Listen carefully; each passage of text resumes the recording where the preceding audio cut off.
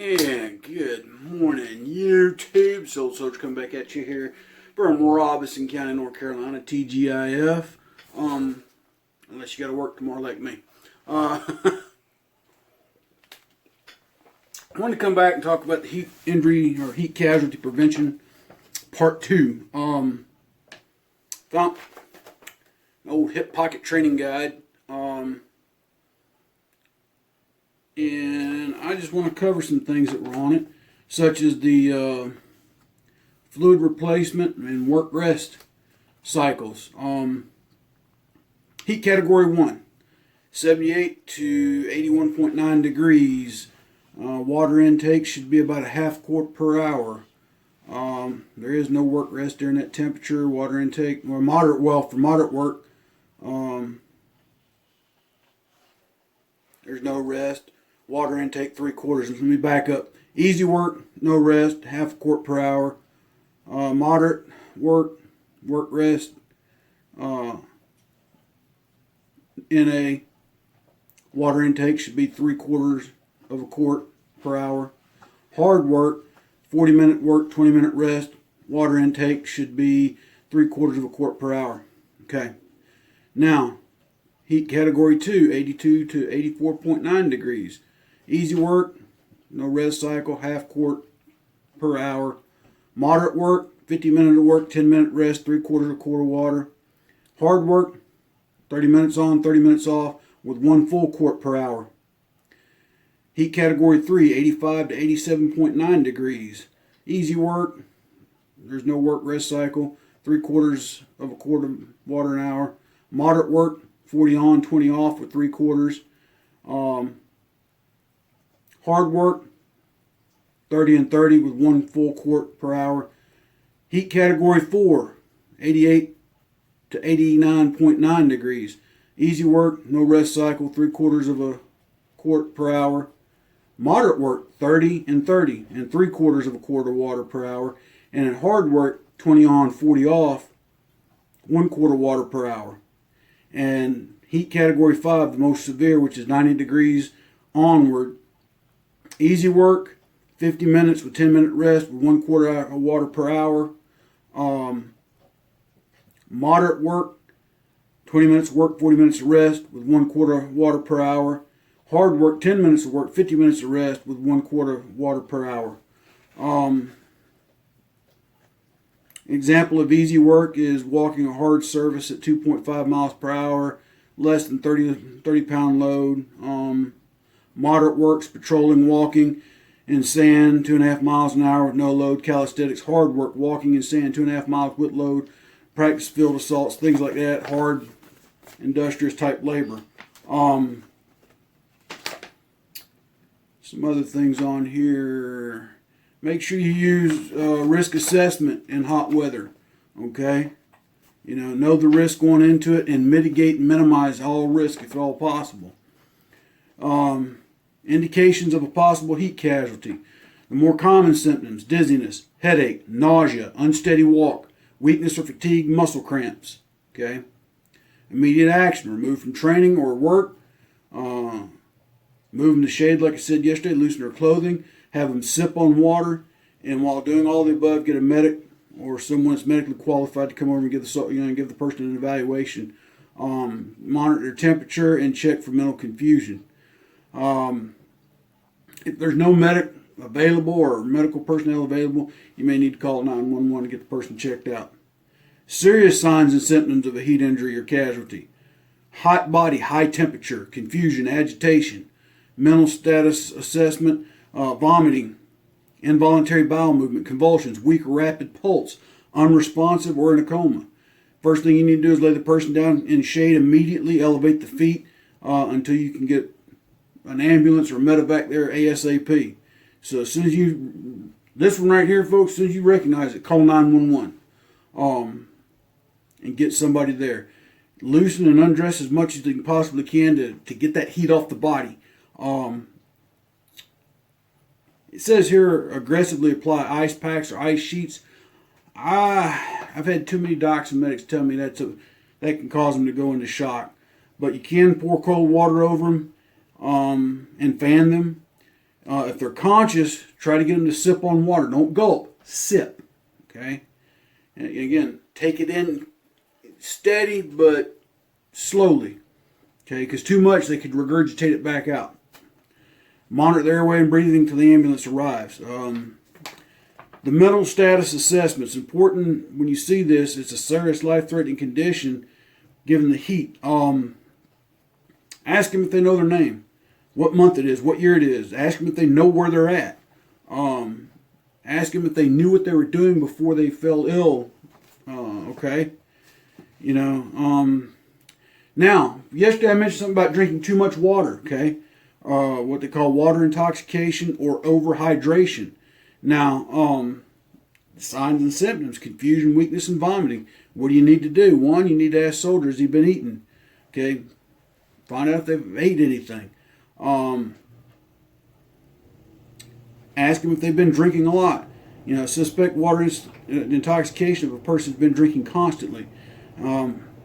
Ask them how often they've gone to the bathroom and urinated, because infrequent urination can fall in with a heat illness. Okay. Infrequent urination is seen with water intoxication. It's infrequent with heat illness. Okay. Ask him what color their urine is. Clear urine may indicate overhydration. Now, if he's been eating, drinking, urinating a lot, yes, those are symptoms, and you need to call a medic or an ambulance and get him checked out. So again, some other things you can do for heat injury control.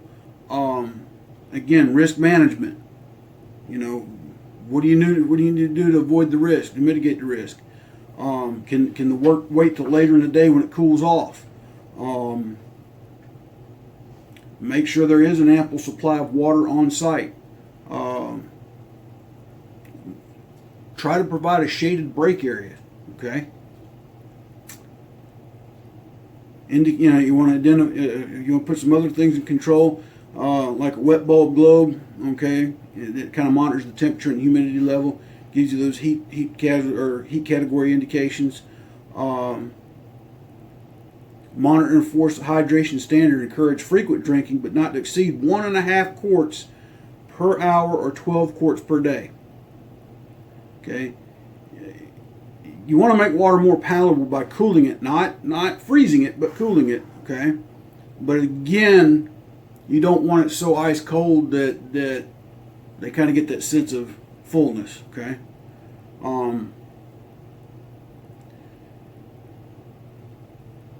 Make sure your employees or who you're working with are well hydrated before you go out to work in the outdoors. Ask them, hey, when you go to the bathroom, is your urine yellow or brown or milky, or is it clear? All right. Monitor and enforce eating of meals. Now, this is very important. A lot of times people get hot, they don't want to eat. Okay. They feel they're going to get sick, but you need to eat because, again, like I said yesterday, our food has nutrients, minerals, and sodium to replenish those electrolytes in the body as we perspire and sweat and work and exert ourselves. Okay, so you need to make sure that adequate time to eat and drink also. Don't make them rush food, okay, because that can make you sick. But make sure that they eat during the established meal break, okay. You can add a little bit of table salt to food when the heat category is high, but salt tablets are not recommended. All right. Randomly, periodically, make spot checks. Ensure your friends are doing what they're supposed to be doing. Check on them. Ask them, hey, did you eat your meal today? Have you been drinking water? Are you going to the bathroom regularly? Okay, and if you're in charge, be in a position where you can observe and react to possible heat injuries. Okay. Now, clothing recommendations. This one's kind of interesting. In heat categories 1 or 2, there's no restrictions. Heat category 3, if you're wearing boots and you got your pants tucked into them, untuck them, roll the trouser legs up, unbuckle your belt if you can. And now, in heat category 4 or 5, again, unblouse the pants. If you're wearing a shirt and a t-shirt, remove one of those. if you're wearing a helmet or a hard hat, and you can remove it. And some work sites you can't because of OSHA, and I get that. But the biggest thing you want to make sure is that your clothing is well ventilated to allow air to pass, okay, over your body and out your body. All right, you don't want to wear clothing that's constrictive. You don't want to wear clothing that's going to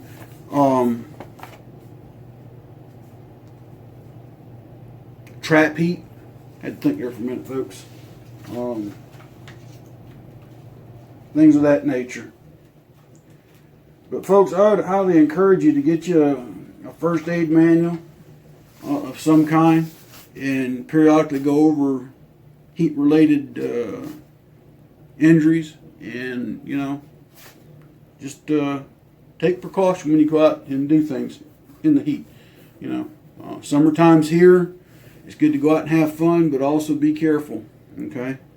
Just like sunbathers. Believe it or not, sunbathers can cook their brains in a heartbeat because they'll let there and fall asleep. Not only that, that's the other thing, sunburn.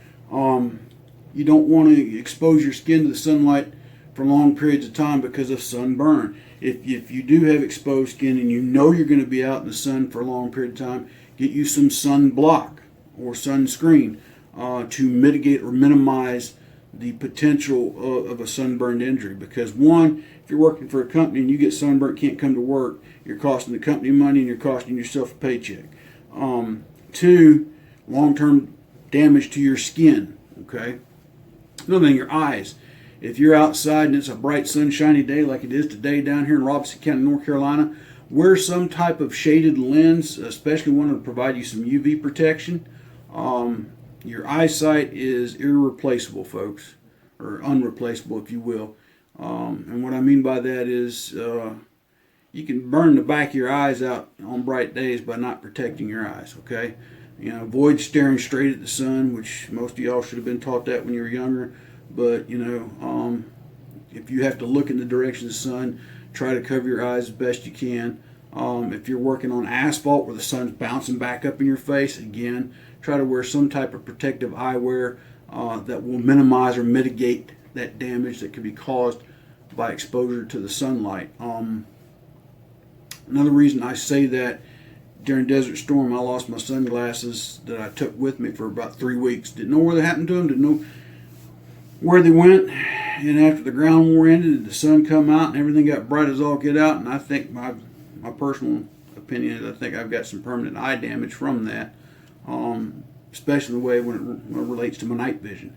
My night vision is nowhere near what it used to be, and I think indirect because of that. That's why they tell you if you're in snowpack, cover your eyes because of snow blindness. It's where the sun's bouncing off the snow back in your face. So take those precautions, folks. Be safe out there. Enjoy the summer, but don't become a heat casualty because you didn't drink enough water or you did something stupid. Just take time to know the risk, avoid the risk, plan for them, mitigate them, and enjoy your summer. And if you have to work out this stuff, you got, put it to you this way, folks. Safety is everybody's responsibility, but you got to be responsible for yourself. If you got a boss that's telling you can't take a water break until everybody else does, but you know you need water, well, take your water break. And then you call OSHA and say, my boss didn't want me to take a water break. And I'm not telling you to fuss at your bosses, but I'm just saying, if you need water, don't let any person tell you can't get water if you feel the need, okay? That's also the whole thing about hydrating. If you know you're going to be outside tomorrow or the next day or in a real hot and humid environment or just a hot environment, make sure you're hydrating the day before to where your body is fully and adequately hydrated, okay? So that's part 2 of heat casualty prevention. I hope you got something out of it. For those of you who ain't going to work this weekend, y'all have a safe and enjoyable weekend as we get ready to go next week into the 4th of July, our Independence Day. And we'll be having some very important conversations, I do believe, next week, especially in light of the 2 debates that took place last night and the night before. That was a spectacular circus. Just watching the clips, because I didn't bother to watch any of it. Ain't nobody on either one of those stages worth my time. But watching the clips, it's definitely an unabashed circus. But we'll be talking about our independence and our liberty some next week, up to our 4th of July day, and we'll go from there. But remember, the charities always ask you to think about if you can help. Tunnels2Towers.org, Valor for Veterans and Pin Up for Vets. They can't do it by themselves. If you can help them, please do. Vendors I ask you to support. If you're in my area, Money Quick Pawn, Rayford Road, right beside the Tractor Supply, check them out. Great bunch of folks there, and they will go out of their way to answer any questions you have about any product, any firearm that they have, or even if they don't have the firearm in stock. They'll try to tell you where you can find it. Okay. Another one's Robert's Custom Woodworks. Remember, he won't be back up until the middle of July, so give him time to get back up and get back to where he can take orders. But when he does, go check him out. And then Unsung Patriot, help him out with his t-shirts, sweatshirts, hoodies, and those kinds of things. He makes the screen printing by hand, all the designs himself. So check him out as well. And like I said, if you can help me out, going on my Amazon page and get 1 or 2, 3, 4, 5, 6 from my books from my Teespring site and purchase a t-shirt, sweatshirt, hoodie. Show some support for the channel if you can. If not, understand too. Hey, it's America. Trying to be an entrepreneur at the same time while bringing you a message. So testing the waters, I guess. But anyway, last thing, and I'm gonna close. If you don't know Jesus Christ, your Lord and Savior, I would highly encourage you to seek Him out and accept Him into your heart. And with that being said, folks, God bless, take care. Until probably Tuesday. Okay. Until then, this old soldier out.